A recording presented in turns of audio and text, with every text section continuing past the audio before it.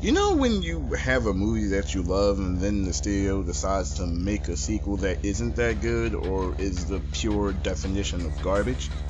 It's a term some might call sequelitis. I'm not the person that decides what's good or what's bad. I discuss the reasons for why it may happen and give some general examples for you guys to think about.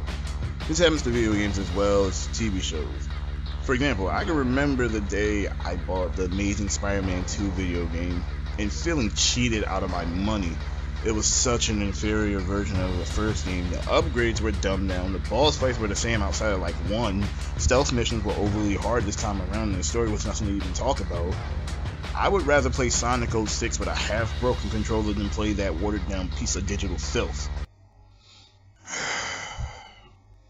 See? Example. But if you do like Amazing Spider-Man 2, I'm glad you like something that I don't. Anyway, onward with the rest of the video. You are so fucking ugly! You fucking ugly! Usually if something's successful, more of it is made, especially films that recoup their budget or even gross more than it. Venom from director Ruben Fleischer received negative responses from critics and maybe a bit of a mixed one from general audience, but it performed great at the box office.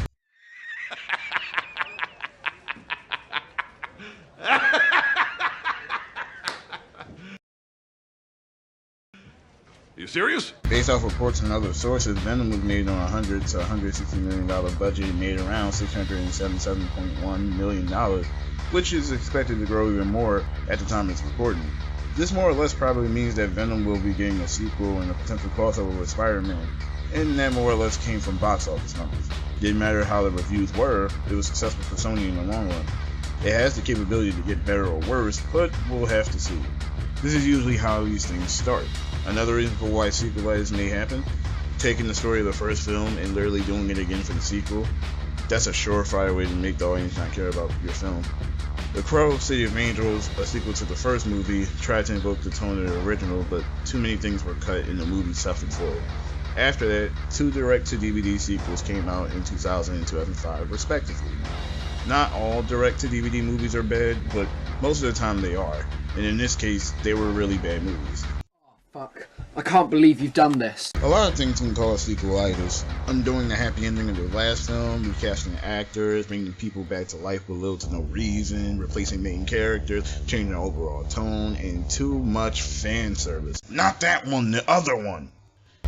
It can be hard to top the first film, however, it has been done. Sometimes a movie can be a one-off deal. Not everything needs to have a sequel or a franchise built off it. Sometimes one outstanding film is just enough for the world. Yo!